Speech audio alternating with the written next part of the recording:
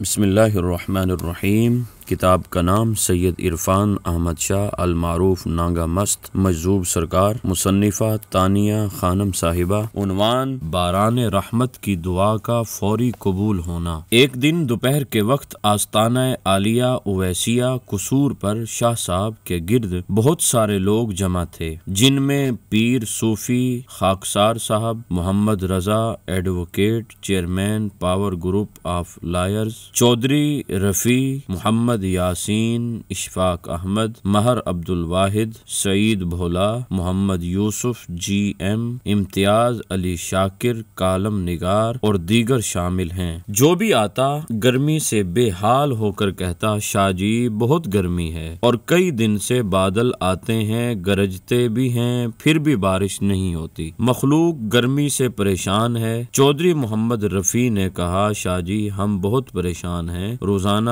ہزاروں روپے کا ایندھن جلا کر بھی فصلوں کا پانی پورا نہیں ہو رہا۔ آپ اللہ تعالیٰ سے باران رحمت کی دعا فرمائیں، ہمیں یقین ہے کہ اللہ تعالیٰ آپ کی دعا قبول فرماتا ہے۔ آپ نے مسکراتے ہوئے فرمایا، پوریاں بناؤ، بارش کرواتے ہیں۔ شاہ صاحب کی زبان مبارک سے یہ بات سن کر سب کے چہرے کھل اٹھے۔ فوری طور پر حلوہ پوری کا سامان منگوا کر تیاری شروع کر دی گئی۔ ادھر حلوہ پوری کی تیاری شروع، ادھر آسمان پر بارش کی تیاریاں شروع ہو گئیں۔ ایک شخص نے کہا، شاہ جی وہ دیکھیں، آندھی آنے کے آثار نمایاں ہو رہے ہیں۔ شاہ صاحب نے اس طرف دیکھے بغیر فرمایا، آندھی کی بات نہیں کرنی، ٹھنڈی ہوائیں اور بارش آ رہی ہے۔ کوئی ایک گھنٹے بعد لذیذ حلوہ پوری کے لنگر کا دور شروع ہوا تو آسمان سے باران رحمت بھی جاری ہو گئی۔ درجنوں لوگوں نے دیکھا کہ اللہ سبحانہ و تعالی نے شاہ جی کا مان رکھا، آپ کی دعا فوری قبول فرمائی۔ اس روز قصور،